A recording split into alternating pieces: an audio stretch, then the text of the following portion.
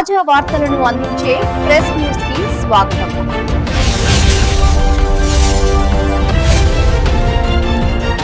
బులెటిన్ల ముందుగా హెడ్లైన్స్ చూద్దాం. బీజేపీ కిసాన్ మోర్చా రాష్ట్ర అధ్యక్షుడు శ్రీ బస్వా లక్ష్మీ నరసయ్య మీడియాతో మాట్లాడుతూ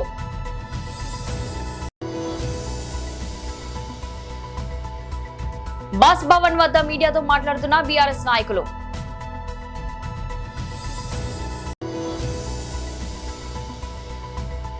తాడేపల్లి కేంద్ర కార్యాలయం నుంచి Yerragondapalem MLA Tatiparthi Chandrasekhar press meet.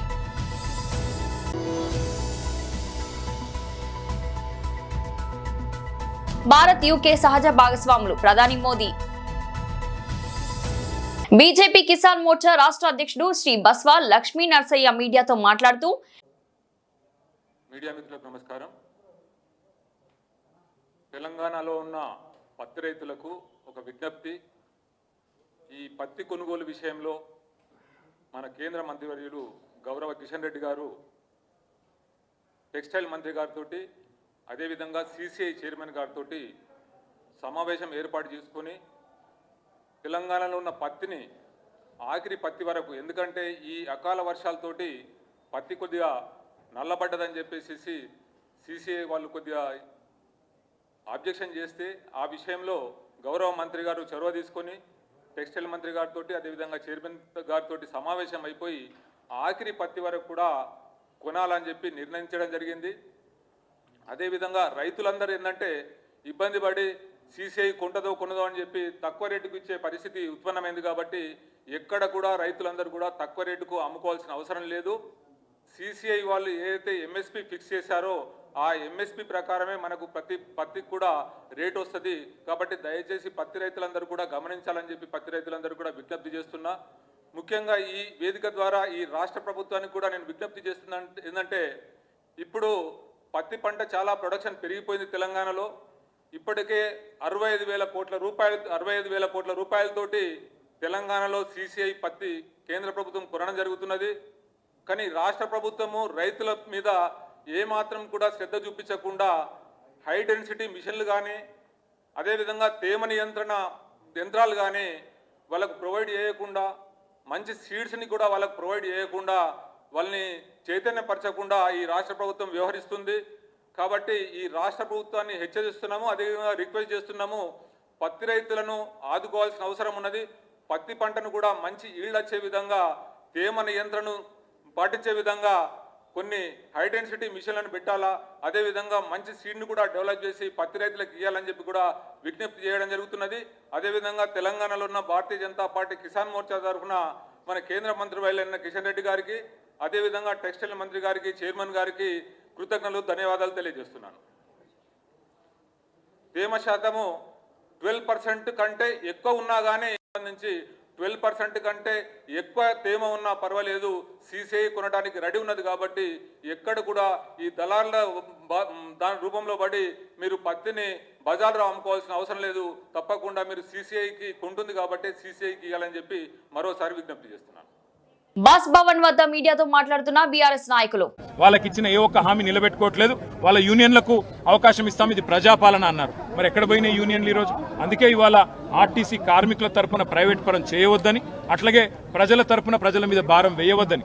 Already Revanth Reddy ప్రభుత్వం వచ్చిన తర్వాత రాష్ట్ర ఆర్థిక పరిస్థితి ఇప్పటికే చాలా దారుణంగా ఉంది. ఎవరి దగ్గర డబ్బులు లేవు. ఇంకా మీదికెళ్ళి మీరు మూలిగే నక్క మీద తాటిపండి అన్నట్టు ఈ రకంగా బస్సు ధరలు కూడా పెంచితే, బస్ ఛార్జీలు పెంచితే సామాన్యుడు, ముఖ్యంగా స్టూడెంట్స్, ముఖ్యంగా సామాన్య మధ్యతరగతి ప్రజలు ఇబ్బంది పడతారు. కాబట్టి ప్రభుత్వమే ఈ నష్టాలు భరించాలి. ప్రజా రవాణా సామాజిక బాధ్యత మీరే భరించి, మీరే ఆలోచించి, మీరే తీసుకొచ్చిన స్కీమ్ను విజయవంతంగా విస్తరించండి. దానికి మేము స్వాగతిస్తాం. కానీ నష్టాలు ప్రభుత్వం భరించాలి తప్ప ప్రజల మీద తోయొద్దు అనేదే మా ప్రధానమైన డిమాండ్. మరి ప్రభుత్వం దీనికి సమాధానం చెప్పాలి, రోల్ బ్యాక్ చేయాలి. ఆ డిమాండ్ తోనే బస్ భవన్కి వచ్చాం. ప్రభుత్వం స్పందిస్తున్న The transport minister is also in his own controversy. And the transport minister, unfortunately, has no respect for his own cabinet colleague. So I don't expect much from him in terms of respect for the common man and common citizen of Telangana. All I have to say is the government has to answer. It is your decision to implement free bus. Why are you now saying that the RTC is in losses? Because you were the same party and same government that was claiming that RTC is in profits because of the free bus scheme. Now there can't be a contradiction. You can't be hunting with the hounds and running with the hares. That's not how this works. You have to answer the people of Telangana as to why you have jacked up the prices of RTC, why you are hurting the common man. यही है क्या आपका innovative thinking? आप कहते हो एक तरफ कि RTC फ्री है विमेन के लिए, बट अगर वहीं पे उसी घर में जो पुरुष है उसके लिए डबल रेट कर देते हो और जो घर में बच्चा है उसका भी अगर बस पास 25% बढ़ता है, तो ये कहाँ की नीति है, कहाँ की रीति है? इसीलिए हम पूछना चाहते हैं गवर्नमेंट से, पब्लिक इंटरेस्ट में आपको ये सोशल ऑब्लिगेशन के जरिए लेना चाहिए और जो भी नुकसान है आरटीसी का आपको उठाना चाहिए, आवाम पे इसका जिम्मेदारी नहीं डालना चाहिए, बोझ नहीं डालना चाहिए। आपको जो है पहले कहा गया था कि తాడేపల్లి కేంద్ర కార్యాలయం నుంచి Yerragondapalem MLA Tatiparthi Chandrasekhar press meet. అటువంటి మాట తీరేంటి, మీ పార్టీకి ఉన్నటువంటి హుందాతనం ఏంటి, ఒక మాజీ ముఖ్యమంత్రి గారిని ఉచ్చరించేటటువంటి భాష ఏంటి?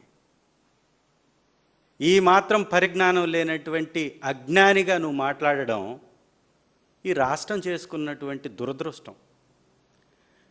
ఈ చంద్రబాబు నాయుడు గారు అడ్డగోలు అక్రమాలు చేస్తాడు, బుకాయించడానికి బురిడీగాళ్ళని మీలాంటి వాళ్ళని కొంతమందిని పెట్టుకుంటాడు పక్కనే. నువ్వు చేస్తున్నటువంటి ఆ మాట తీరులో ఏమాత్రం ప్రజలు హర్షించేటటువంటి వ్యవహారం ఉందా? ఇంకా సిగ్గు లేకుండా బ్రహ్మాండంగా కట్టినటువంటి బిల్డింగ్ను చూపిస్తూ సిగ్గు తీసుకుంటున్నారు మీరు. మీలాగా ఇక్కడ 11,000 రూపాయలు ఖర్చు పెట్టి కారేటటువంటి టెంపరవరీ బిల్డింగులు కట్టలా, ప్రపంచం గర్వించేలాగా మీలాంటి వాళ్ళు ఈర్ష్యపడేలాగా అద్భుతమైనటువంటి కట్టడాలని జగన్మోహన్ రెడ్డి గారు అక్కడ కట్టాడు. నువ్వు అదే చూపిస్తున్నావు. ఏమన్నంటే బాత్రూమ్ టబ్బు తొట్టే అంటున్నావు. ఒక్కసారి అదే కెమెరాని మీ చంద్రబాబు నాయుడు గారు కొత్తగా నిర్మించినటువంటి బాత్రూమ్ తొట్టి వైపు కూడా తిప్పు. అదైతే ప్రభుత్వ భవనం, అదైతే ఎవరైనా కానీ విశ్వప్రఖ్యాత నగరంగా ఉన్నటువంటి విశాఖపట్నానికి వస్తే సందర్శించడానికి ముఖ్యమంత్రి స్థాయిలో లేదా గవర్నర్ గారి స్థాయిలో లేకపోతే ప్రధానమంత్రి గారి స్థాయిలో వస్తే విడిది గృహంగా పనికొస్తుంది, ప్రభుత్వ భవనాలుగా పనికొస్తాయి, పర్యాటక శాఖ భవనాలుగా పనికొస్తాయి. ఒక బ్రహ్మాండమైనటువంటి కట్టడంగా ఆ యొక్క నిర్మాణం ఉంది. మరి మీరు కట్టింది 11,000 స్క్వేర్ ఫూట్ పెట్టి టెంపరవరీ సచివాలయాలు, టెంపరవరీ హైకోర్టులు కట్టినటువంటి మీ ప్రభుత్వానికి కొంచెమన్నా బుద్ధి తెచ్చుకొని మాట్లాడితే బాగుంటుంది. నీ యొక్క మాట తీరులో సోదెక్కువ, సబ్జెక్ట్ తక్కువగా ఉంది. జగన్మోహన్ రెడ్డి గారిని ఏది పడితే అది మాట్లాడేసి నీ స్థాయి పెరుగుతుంది అని అనుకుంటే నీ స్థాయి ఇంకా దిగజారుతుంది. చంద్రబాబు నాయుడు గారు చెప్పారు కదా అని ఎగేసుకొని వచ్చేసి అడ్డగోలు మాటలు మాట్లాడుతున్నాం. ఏదో టెంట్ వేపిస్తానని చెప్తున్నాం, మేము ఇస్తాం ఆ టెంట్ ఖర్చు ఏదో. వెళ్ళి చంద్రబాబు నాయుడు గారు ఇంటి ముందేసుకొని ఆ ఏడుపేదో అక్కడేడు. నీ ఏడుపును చూసన్నా నీకు కావలసినటువంటి అవకాశం, ఇంపార్టెన్స్ ఇస్తాడేమో చూసుకో. నోరు జాగ్రత్తగా, కొంచెమన్నా బాధ్యతగా వ్యవహరించమని మీకు హేతో పలుకుతున్నాను. ఇవాళ నర్సీపట్నం గురించి మాట్లాడుతున్నాను. ప్రపంచవ్యాప్తంగా నెలకొన్న అనిశ్చిత పరిస్థితుల్లో భారత్, యునైటెడ్ కింగ్డమ్ మధ్య భాగస్వామ్యం ప్రపంచ స్థిరత్వానికి, ఆర్థిక ప్రగతికి ఒక ముఖ్యమైన స్తంభంలా నిలుస్తుందని ప్రధానమంత్రి నరేంద్ర మోడీ స్పష్టం చేశారు. యూకే ప్రధాని కీర్ స్టార్మర్తో గురువారం రాజ్భవన్లో జరిగిన భేటీ అనంతరం ఆయన మాట్లాడారు. ఈ సమావేశంలో ఇరు దేశాల మధ్య రక్షణ, విద్య, వాణిజ్యం వంటి కీలక రంగాల్లో సంబంధాలు మరింత బలోపేతం చేసే దిశగా పలు కీలక నిర్ణయాలు తీసుకున్నారు. రక్షణ రంగంలో ఇరు దేశాలు ఒక చారిత్రాత్మక ఒప్పందాన్ని వచ్చాయి. ఈ ఒప్పందం ప్రకారం భారత వాయుసేనకు చెందిన ఫ్లయింగ్ ఇన్స్ట్రక్టర్లకు యూకేలోని రాయల్ ఎయిర్పోర్ట్లో శిక్షకులుగా పనిచేయనున్నారు. ఇది ఇరు దేశాల సైనిక సహకారంతో కొత్త అధ్యాయమని విశ్లేషకులు భావిస్తున్నారు. అదేవిధంగా విద్యారంగంలోనూ భారీ ముందడుగు పడింది. యూకేకు చెందిన 9 ప్రముఖ విశ్వవిద్యాలయాలు తమ క్యాంపస్ లో భారత్ లో ఏర్పాటు చేసేందుకు ముందుకొచ్చాయి. ఇటీవలే సౌత్ ఆఫ్టన్ యూనివర్సిటీ గురుగ్రామ్లలో తన క్యాంపెయిన్ ను ప్రారంభించిందని, తొలి బ్యాచ్ విద్యార్థులు ప్రవేశాలు కూడా పొందారని ప్రధాని మోదీ సంతోషం వ్యక్తం చేశారు. అంతర్జాతీయ అంశాలపై కూడా ఇరువురు నేతలు విస్తృతంగా చర్చించారు. ఉక్రెయిన్, గాజాలో కొనసాగుతున్న ఉద్రిక్తతలపై చర్చలు, దౌత్య మార్గాల ద్వారా శాంతిని పునరుద్ధరించే ప్రయత్నాలు ప్రయత్నాలకు భారత్ పూర్తి మద్దతు ఇస్తుందని మోదీ పునరుద్ఘాటించారు. ఇండో పసిఫిక్ పశ్చిమాసియాలో శాంతి, స్థిరత్వం, సముద్ర భద్రతలో సహకారాన్ని పెంచుకోవాలని ఇరు దేశాలు కట్టుబడి ఉన్నాయని తెలిపారు. ప్రజాస్వామ్యం, స్వేచ్ఛ, చట్టబద్ధమైన పాలన వంటి ఉమ్మడి విలువలపై ఇరు దేశాల సంబంధాలు ఆధారపడి ఉన్నాయని మోదీ అన్నారు. యూకేలో స్థిరపడిన 18 లక్షల మంది ప్రవాస భారతీయులు ఇరు దేశాల మధ్య సజీవ వారధిగా నిలుస్తున్నారని, వారి సహకారంతోనే మన స్నేహం మరింత బలపడిందని కొనియాడారు. సాంకేతిక ప్రతిభ ఆధారంగా మన భాగస్వామ్యం విశ్వసనీయంగా ముందుకు సాగుతుందని ఆయన పేర్కొన్నారు. కొద్ది నెలల క్రితం కుదిరిన సమగ్ర ఆర్థిక వాణిజ్య ఒప్పందం తర్వాత యూకే ప్రధాని భారీ వ్యాపార ప్రతినిధి బృందంతో భారత్కు రావడం ఇరు దేశాల మధ్య ఏర్పడిన కొత్త ఉత్తేజాన్ని నిదర్శనమని ప్రధాని మోదీ అభివర్ణించారు. కాంగ్రెస్ ప్రభుత్వం పనితీరు ఎక్కడ చూసినా అవినీతి రాజ్యమేలుతుందని బీఆర్ఎస్ పార్టీ మాజీ ఎమ్మెల్యే జైపాల్ యాదవ్ మండిపడ్డారు. నాగర్ కర్నూలు జిల్లా కల్వకుర్తి పట్టణంలోని ఆయన నివాసంలో విలేకరుల సమావేశంలో ఆయన మాట్లాడుతూ, రేవంత్ రెడ్డి పాలనలో అవినీతి జరుగుతుంటే నోరు కళ్ళు మూసుకొని చూస్తున్నారని, కాంగ్రెస్ పార్టీ అధిష్టానంలో ఇంత జరుగుతున్నా నిమ్మకు నీరు ఎత్తనట్టు వ్యవహరిస్తుందని మండిపడ్డారు. 42% రిజర్వేషన్ కావాలంటే ఢిల్లీలో అఖిలపక్ష నాయకులను తీసుకుని రాష్ట్రపతి ఆమోదించడానికి ప్రయత్నించాలని, బీసీలను మోసం చేయడానికి ఇలాంటి కార్యక్రమాలు చేస్తున్నారని పేర్కొన్నారు. గవర్నర్ ఆమోదం లేని జీవో ఆమోదం కాదన్న విషయం కాంగ్రెస్ నాయకులకు అర్థం కాకపోవడం విడ్డూరంగా ఉందన్నారు. 6 గ్యారెంటీలు బోగస్ పథకాల వల్ల భవిష్యత్తులో కాంగ్రెస్ కు పుట్టగతులు ఉండవని, విచ్చలవిడిగా దోచుకుంటున్నారన్నారు.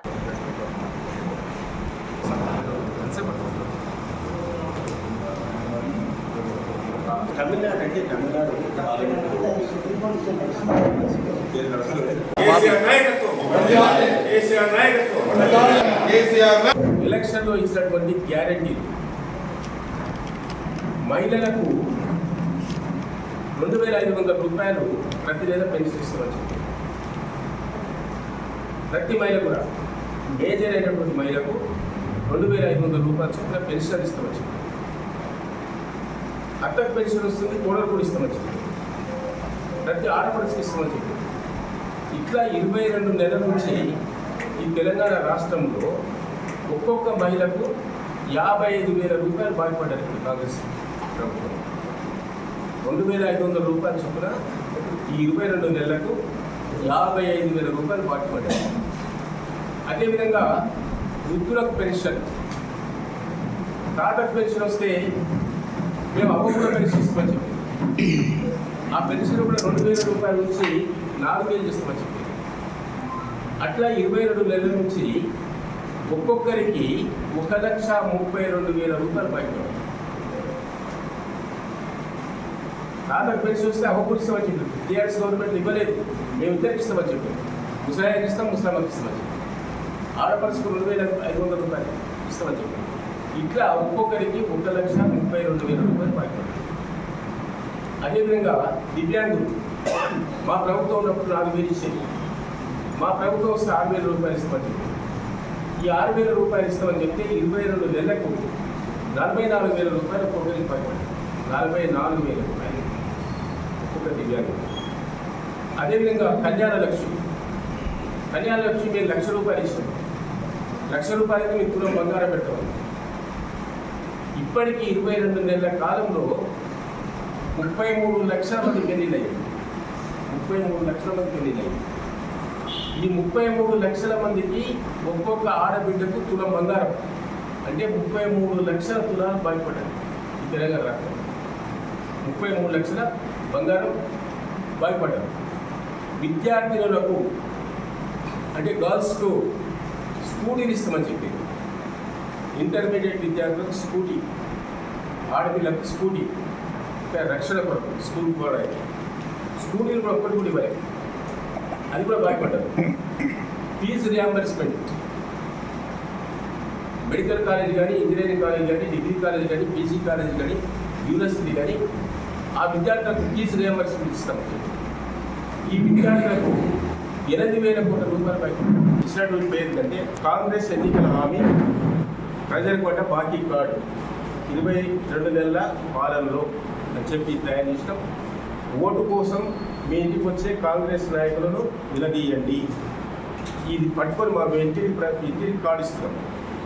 ఈ కల్వకుర్తి కాన్స్టిట్యూన్సీలో 1,20,000 ఇళ్లకు కుటుంబాలకు ఈ కార్డును పంపిణీ చేస్తాం.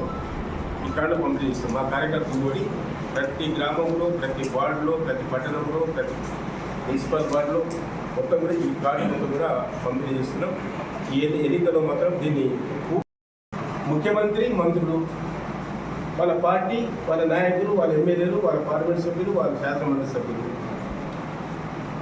దోచుకోవడం దాచుకోవడం తప్పిస్తే ఇక వాళ్ళకి వేరే కార్యక్రమం లేదు. రెండే కార్యక్రమాలు, రెండే పాయింట్స్ వరకు, రెండే సూత్రాలు: దోచుకోవడం, దాచుకోవడం. ఎక్కడ చూసినా కూటమి పాలనలో అన్యాయానికి గురైన వైఎస్ఆర్సీపీ కార్యకర్తలు, సామాన్య ప్రజల కోసం పార్టీ అధినేత వైఎస్ జగన్మోహన్ రెడ్డి గారు డిజిటల్ బుక్ లాంచ్ చేశారని కనిగిరి నియోజకవర్గం వైఎస్ఆర్సీపీ ఇన్ఛార్జ్ దద్దాల నారాయణ యాదవ్ గారు స్పష్టం చేశారు. మంగళవారం స్థానిక కనిగిరి పార్టీ కార్యాలయంలో YSRCP digital book QR code పోస్టర్ను ఆయన ఆవిష్కరించారు. ఈ సందర్భంగా ఆయన మాట్లాడుతూ వైఎస్ఆర్సీపీ శ్రేణులను ఇబ్బంది పెట్టే వారికి భవిష్యత్తులో ఇబ్బందులు తప్పవని, పార్టీ అధినేత జగనన్న అండగా ఉంటారని పార్టీ శ్రేణులకు భరోసా కల్పించారు. ప్రజాప్రభుత్వం అంటే సంక్షేమ అభివృద్ధిని పరిగణలోకి తీసుకోవాలి కానీ దురదృష్టవశాత్తు ఏపీలో చంద్రబాబు కక్ష రాజకీయాలు చేస్తున్నారన్నారు. రాష్ట్రంలో కూటమి ప్రభుత్వం అధికారంలోకి వచ్చాక 16 నెలలుగా అరాచక పాలన కొనసాగుతుందని వైఎస్ఆర్ కాంగ్రెస్ పార్టీ నాయకులు, కార్యకర్తలు వైఎస్ఆర్సీపీ హయాంలో పనిచేసిన అధికారులపై అక్రమ కేసులు పెడుతూ అనాగరికంగా వ్యవహరిస్తున్నారన్నారు. సోషల్ మీడియా వారిని వదిలిపెట్టడం లేదని, వారిపై కూడా అక్రమ కేసు పెడుతున్నారన్నారు. ఎప్పటికప్పుడు కోర్టులు అక్షింతలు వేస్తున్నా ఈ ప్రభుత్వానికి బుద్ధి రావడం లేదన్నారు. వైఎస్ఆర్సీపీలో ఇకపై కార్యకర్తలకే పెద్దపీట ఉంటుందని, కష్టపడి పనిచేసే కార్యకర్తలకు పార్టీ అండగా నిలుస్తుందని అన్నారు. అప్రజాస్వామికంగా వ్యవహరిస్తున్న అధికారులపై భవిష్యత్తులో చర్యలు ఖాయమన్నారు. మన ప్రభుత్వం అధికారంలోకి వచ్చినాక ఖచ్చితంగా కూడా కార్యకర్తకి, ఆ నాయకుడికి న్యాయం చేస్తాడు. కాబట్టి మీరందరూ కూడా ఖచ్చితంగా ఎవరైతే అన్యాయం జరిగి ఉన్నారో వాళ్ళు కొంతమంది చెప్పుకోలేకుండా పల్లెల్లో ఉండుంటారు.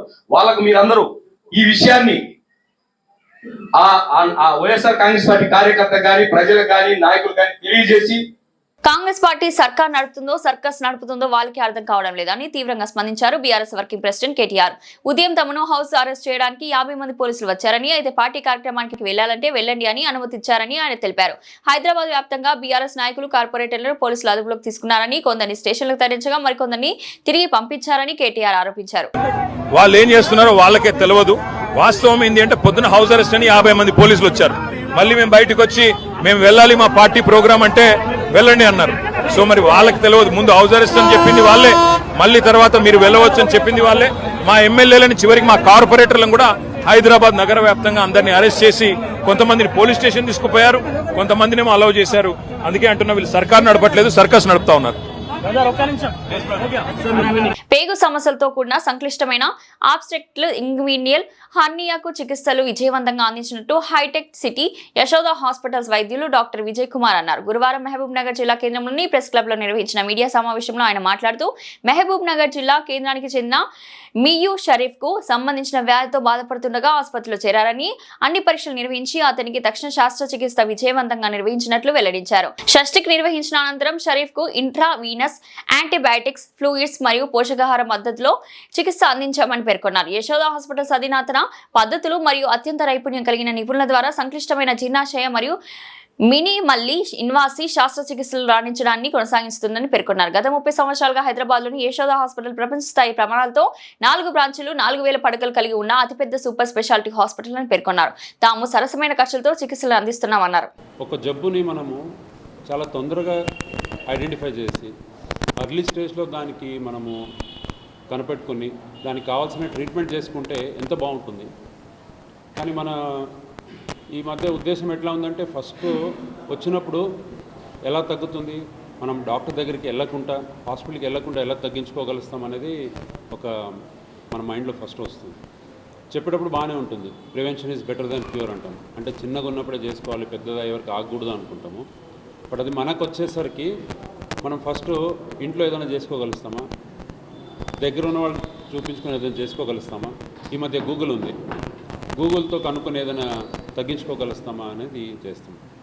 సో ఇవన్నీ కాకుండా సరి అయిన టైంకి వైద్యం దొరికితే ఒక లైఫ్కి ఎంత డిఫరెన్స్ అవుతుంది, వాళ్ళ ఫ్యూచర్ ఎంత బాగుపడుతుంది అనే దానికి కొన్ని ఉదాహరణలు మనం ఇంతవరకు చాలా చూసాం. ఈరోజు మన పక్కన ఉన్న పేషెంట్ ఫిజికలీ ఛాలెంజ్డ్ పేషెంట్. ఆయనకు ఒక రకమైన ప్రాబ్లం ఉండే.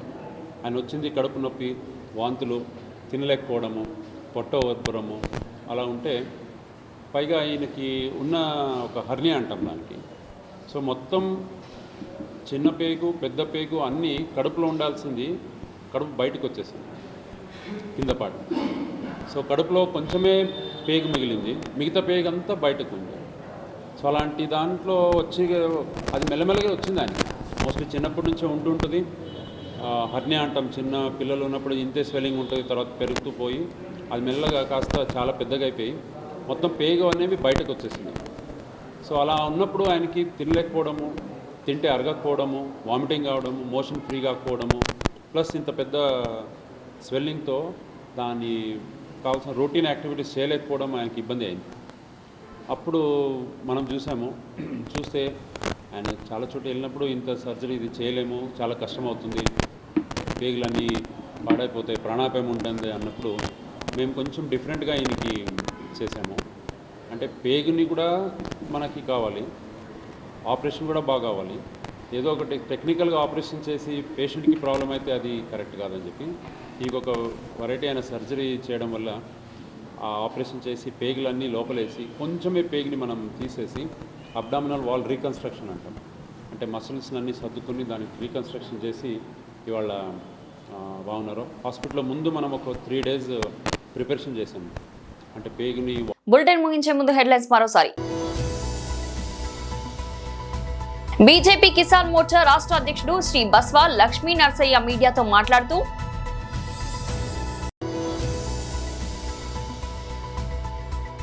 బాస్ భవన్ వద్ద మీడియాతో మాట్లాడుతున్న బీఆర్ఎస్ నాయకులు.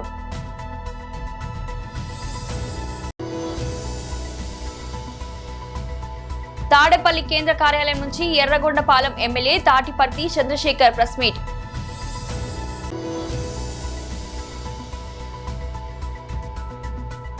భారత్ యూకే సహజ భాగస్వాములు ప్రధాని మోదీ. ఇది వాల్టి బులెటిన్. మరో బులెటిన్లో మళ్ళీ కలుద్దాం. అంతవరకు సెలవు.